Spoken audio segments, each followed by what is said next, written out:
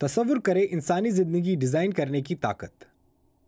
ہمارے جسموں میں حیاتیاتی عمل کو کنٹرول کرنے والے جینز کے نئے ورژن بنانے کی طاقت. یہی کیمبرج کی اس لیب میں ہونے والا ہے. یہاں کے ریسرچرز صرف انسانی زندگی کا مطالعہ نہیں کریں گے، وہ اسے اس مصنوعی انسانی جینوم پروجیکٹ نامی کوشش میں دوبارہ تشکیل دے سکیں گے. میرے خیال میں اس کی کوئی حد نہیں ہے. ہم ایسے علاج کی تلاش میں ہیں جو امید ہے کہ عمر بڑھنے کے ساتھ ساتھ لوگوں کی زندگی کو بہتر بنائے گا اور بوڑھا ہونے پر انہیں کم بیماریوں اور معذوری کا سامنا ہوگا.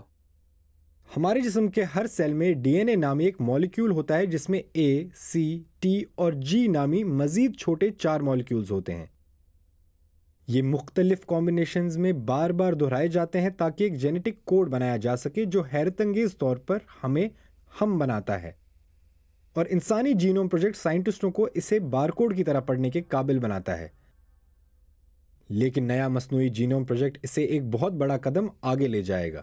وہ نہ صرف ڈی این اے کو پڑھ سکیں گے بلکہ وہ اسے کچھ حصوں کو، شاید ایک دن اس کے تمام حصوں کو شروع سے مالیکیول بائی مالیکیول لکھنے کے قابل بن سکیں گے.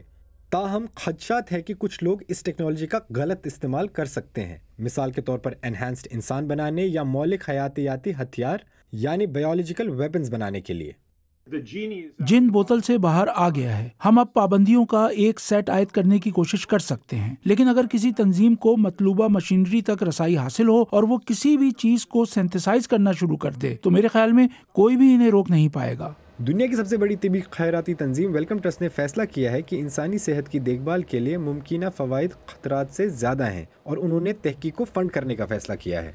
یہ بہت زیادہ تبدیلی لانے والی ٹیکنالوجی ہونے والی ہے اور یہ تمام بیماریوں کو متاثر کر سکتی ہے. ابھی یہ بتانا قبل از وقت ہے کہ ہم سب سے پہلے کن بیماریوں سے نئے طریقے سے نپٹ سکیں گے، لیکن یہ ایک ایسی جنرل پرپز ٹیکنالوجی ہے کہ یہ ممکن ہے کہ یہ ہر بیماری کو متاثر کرے. انسانی جینوم پروجیکٹ نے ہمیں طب کے ایک نئے دور میں دھکیل دیا تھا. امید ہے کہ مصنوعی انسانی جینوم پروجیکٹ اس انقلاب کو اور تیز کرے گا، لیکن اس کے ساتھ نئے خطرات بھی آئیں گے کیونکہ ہم انسانی زندگی کو شکل دینے کے بے مثال نئے طریقے اختیار کرنا شروع کر رہے ہیں.